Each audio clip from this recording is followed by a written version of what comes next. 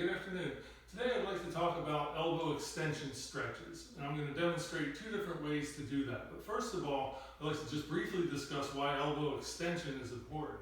It's in order to generate maximal force through the arm, the elbow needs to be fully locked out. And this can be functional things ranging from pushing on a bicycle pump or pushing on a floor pump for a bicycle, pushing a car that's stalled out of an intersection, or even locking out a push-up, finishing up a push-up. And so I'm going to demonstrate two different ways to do elbow extension. The way I prefer is actually with a strap that really gets after the terminal elbow extension that lasts a little bit. And that's best done with a doorway, with a doorknob rather, that's near the corner of a wall.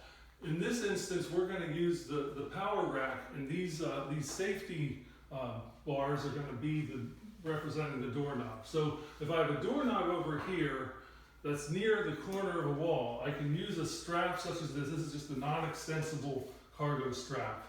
And then I can put my arm in there and just put the strap just above the elbow, and then put the end of my forearm, not the hand. If you put the hand there at the anchor, then that becomes an extra pivot point. You don't want that. You want that to be stable. So you want to put just the end of the forearm there, right at the wrist, on the corner of the wall, or in this case, the squat rack. And then what you want to do is to get a good shoulder position. It's very important to maintain a good shoulder posture and just go with almost like a position of attention, very, very erect posture, shoulders down and back. Really try to set that shoulder blade so that you have a good stable position of the shoulder. And then just lean back into the stretch, and you can feel that against the stiffness area in your elbow. And then you also want to vary the position or the angle of the elbow down lower and also up higher, and as well the rotation position of the forearm, so that you get it in more functional positions. That's more relevant to actually how you use the elbow. The other trick with this stretch is that if you found one door near the corner of a wall, that's great, you can stretch your elbow. But you can't stretch your other elbow using that same door and wall corner. You have to go with somewhere else in the house, or in the case of the power rack here, I would just need to go to the other side.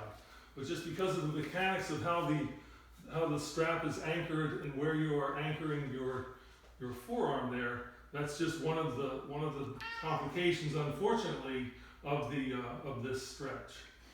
If you don't have a strap to do it like that, and you really can't come up with a system to do it that way, you can certainly get most of the benefit by doing it on the floor, where you would just go into a position where your elbow is straight. And again, make sure you have the key to it all is to rotate the shoulder so that you line up the stiffest area of the elbow, stretch out, get a good flat position, and then you would have to drive your body over to where most of the stretch occurs through the elbow rather than through the shoulder. If you just anchor the hand and then lift up, in general the loosest area, which oftentimes is the shoulder, is going to be the thing that stretches. So you just have to kind of feel that and make sure that you feel the stretch through your elbow when you do this. Otherwise it becomes a shoulder stretch rather than an elbow stretch. Not the worst thing in the world, but we're after the elbow stretch with this thing. But I really do encourage everyone to try to figure out a way with a strap, with some sort of anchor point, to do it with the strap, because that really does the most effective elbow extension stretch.